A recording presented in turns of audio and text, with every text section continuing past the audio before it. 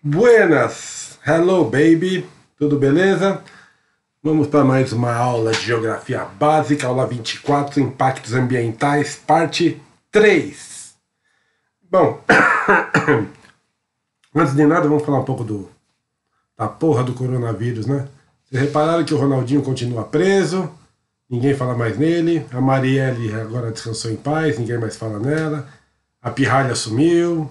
Bom, ou seja, foda-se, né? Vamos para nossa aula aqui, é o mais importante.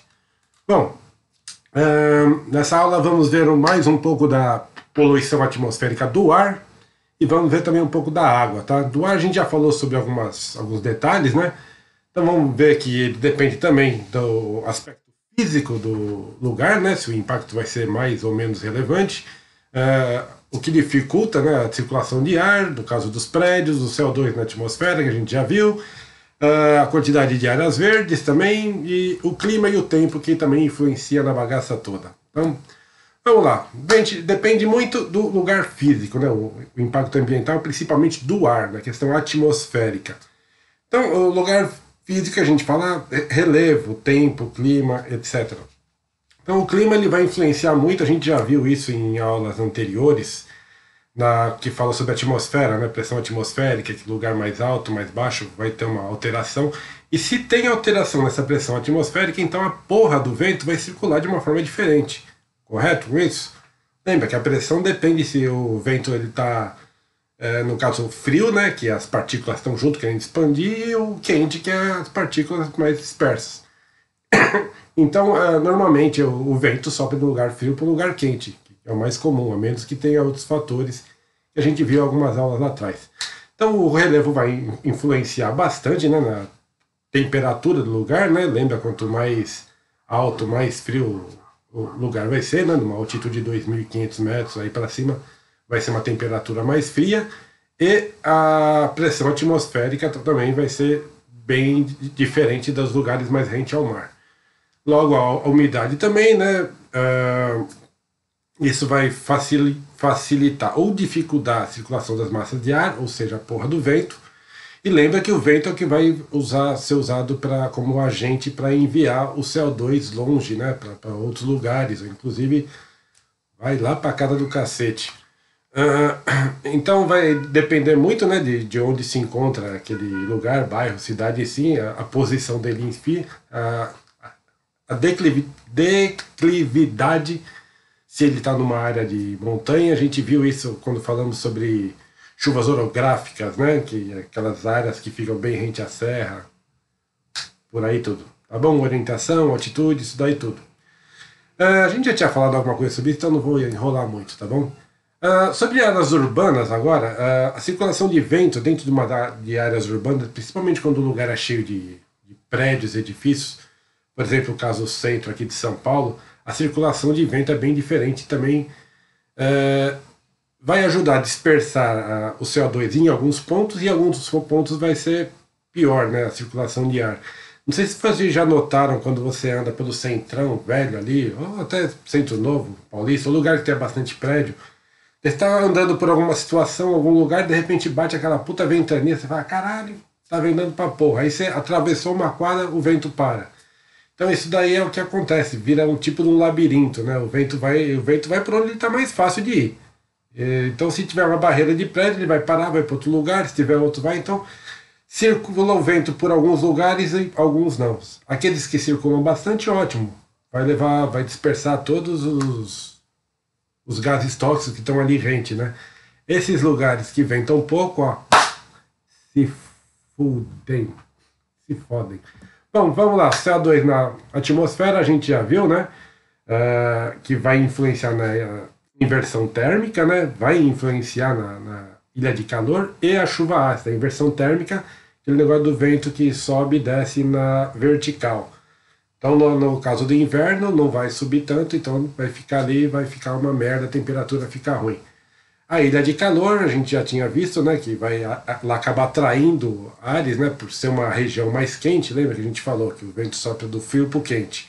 Então ela vai atrair vento de áreas frios. Pode acabar resultando em vir CO2 ou alguma impureza no ar.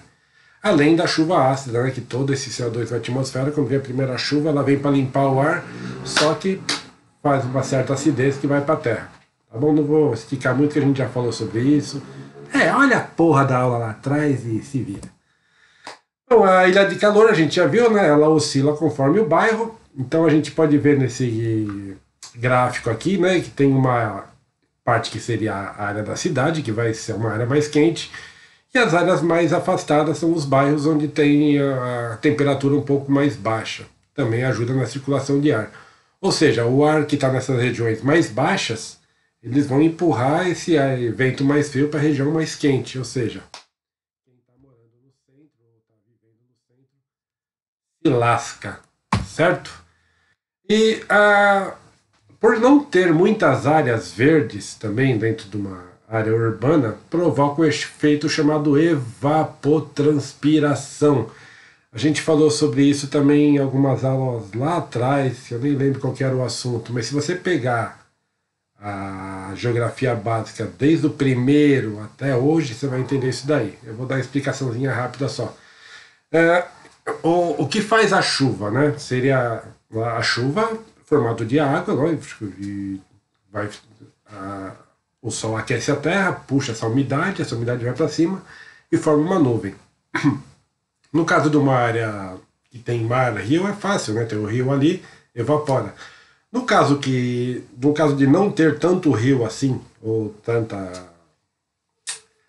tanto mar, ou alguma coisa assim, tem que ter uma área verde. Se tiver uma área verde, vai transformar em evapotranspiração, ou seja, o solo começa a suar, a transpirar.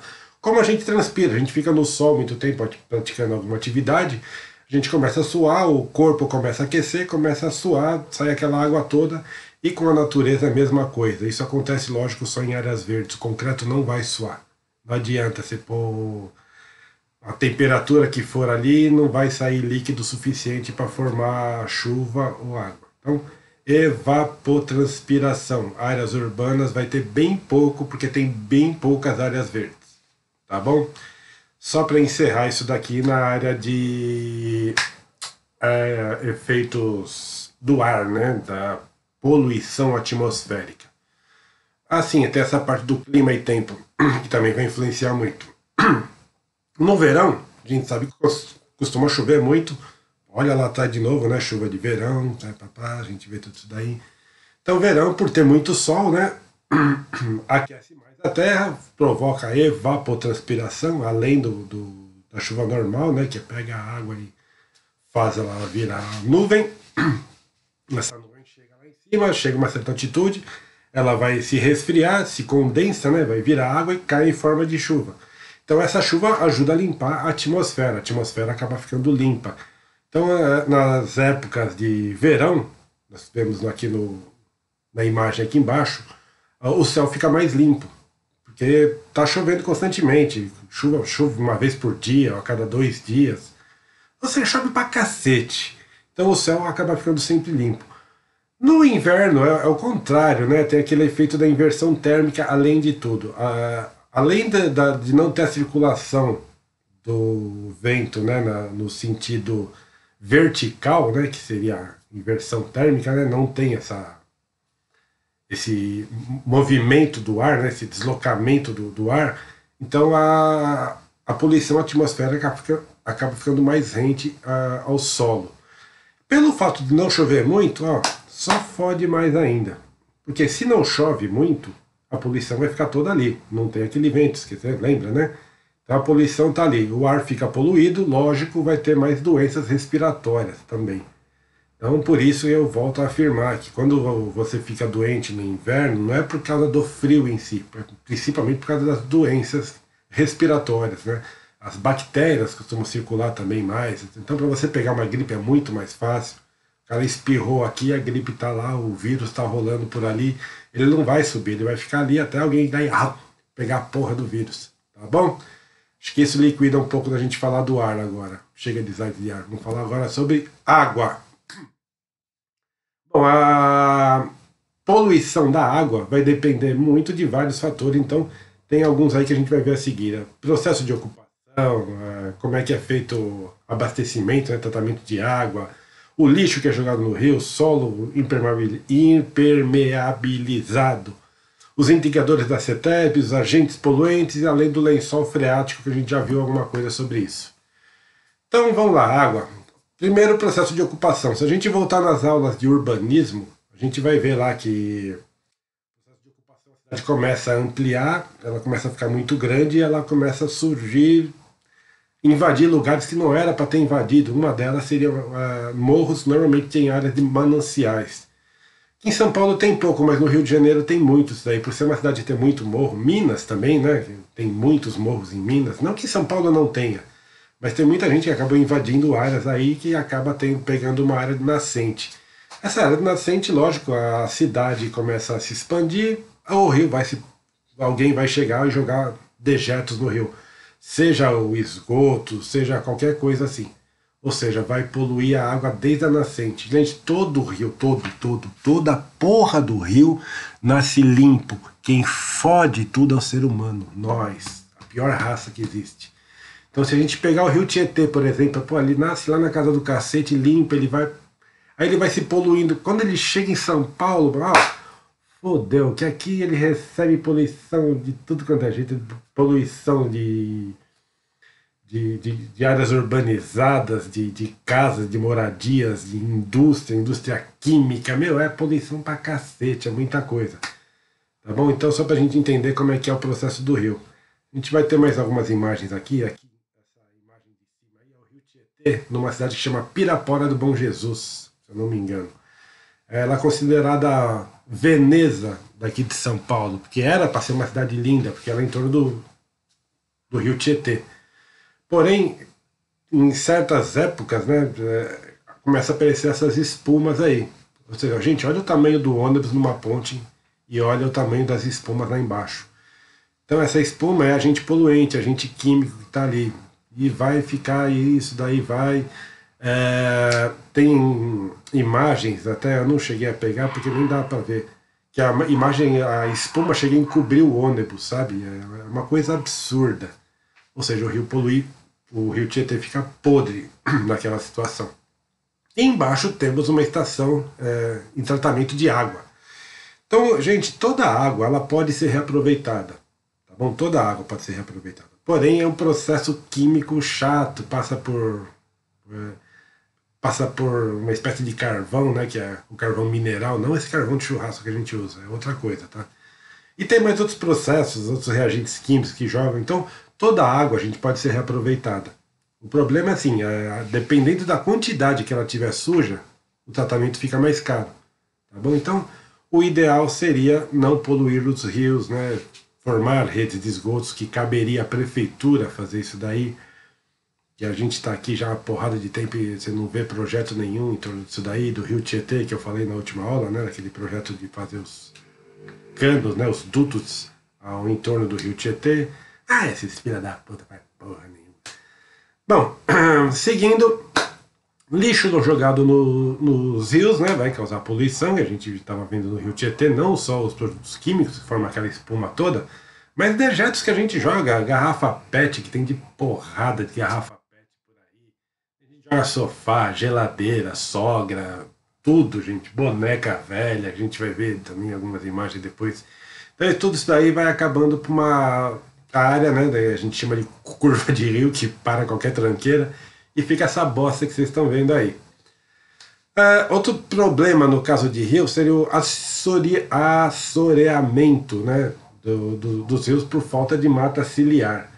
Esse não é bem o caso do rio Tietê, mas a gente falou sobre erosão, acho que é 2 aulas atrás. Erosão é aquele negócio, né, que o solo está ali exposto, né, porque eles mataram aquele lugar, ou alguma coisa assim. Então vem uma chuva, aquele solo exposto, ele vai para algum lugar, vai normalmente para um lugar mais baixo. Se o rio tem esse que a gente chama de mata ciliar, olha nessa imagem aqui, né, seria essas árvores em volta, ou mato, alguma coisa assim, isso aí ajuda a segurar essa parte do solo. Então ele fica ali e não chega aí para o rio.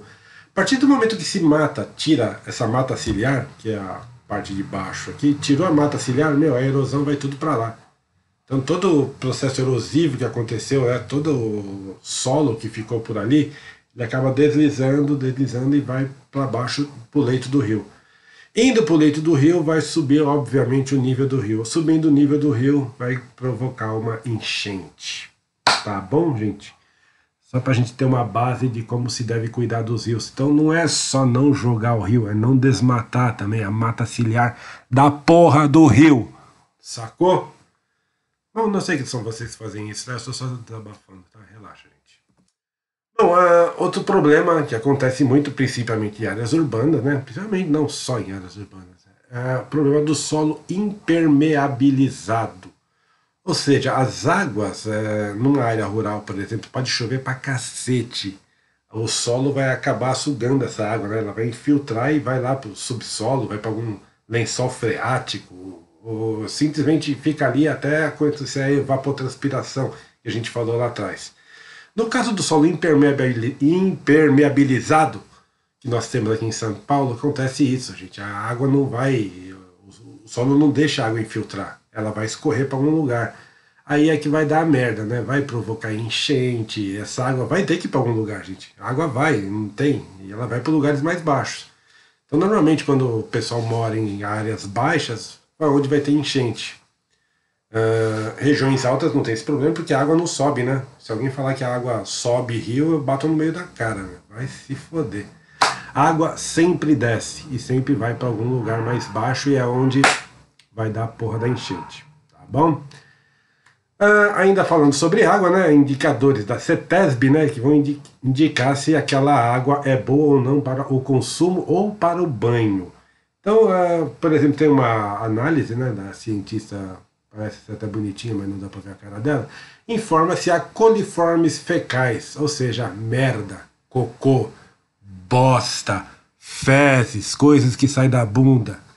Então ela vai indicar, gente, se tiver coliformes fecais e você beber essa água, você tá lascado. Se tiver coliformes fecais no mar, que aí a gente vê lá a placa, não a água, a praia não tá boa para banho, imprópria para banho, você vai e entra, você tá tomando banho de merda, literalmente banho de bosta. Mas cada um, né? Cada um sabe onde vai. Mas é só pra gente entender isso daí, tá bom? A CETESB faz essas medições aí a partir de análises químicas. Ainda falando sobre os rios, né? Poluentes da indústria, que a gente já falou, né? Que são os piores de todos, principalmente indústrias químicas, vão jogar resíduos, né? Qualquer coisa que mexa, por exemplo, com tinta, né? Fábrica de tinta, tinturaria de tecidos ou qualquer coisa assim, vai jogar esses resíduos no rio, o rio vai ficar sujo pra porra. Esgoto domiciliar ou esgoto industrial é a mesma coisa, é merda que está indo pro rio. A parte do lixo sólido, né, que a gente estava falando, né, coisa de pets, por exemplo, garrafa, sofá, sogra e tudo mais que vai pro lixo, né. Sogra seria orgânico, né, com o tempo ela vai se desfazer, mas por aí vai. Agrotóxicos, né, que são jogados principalmente em áreas rurais, também vão acabar indo, normalmente não para o rio, né, mas vão atingir o lençol freático. Atividades mineradoras, tem várias atividades. Então eu coloquei atividades mineradoras aí, porque eles mexem muito com mercúrio. Gente, mercúrio, se você beber mercúrio, você está lascado, você está ferrado. Eles usam muito mercúrio para encontrar ouro. Então, lugares que tem, aqui em São Paulo nem tanto, mas Minas, que o pessoal ainda costuma procurar ouro, eles vão jogar esse mercúrio vai atingir o subsolo e nós estamos lascados. Fora indústrias químicas que também usam mercúrio em algumas composições, depois acabam jogando isso no rio e quem se fode somos nós. E tem ainda a parte do lençol freático, né? A gente falou alguma coisinha agora, mas tem a parte do lixão, né? Que o lixo provoca, sabe aquele chorume, né? Que é um químico que acaba saindo do lixo. O lixo mesmo que produz esse chorume, é um cheiro insuportável. Ele pode infiltrar no solo e atingir o lençol freático. Então, basicamente isso, né? Que a gente já tinha falado basicamente de tudo já. Acredito que esse é o último slide, é isso. Então terminamos por hoje. Essa foi a terceira parte.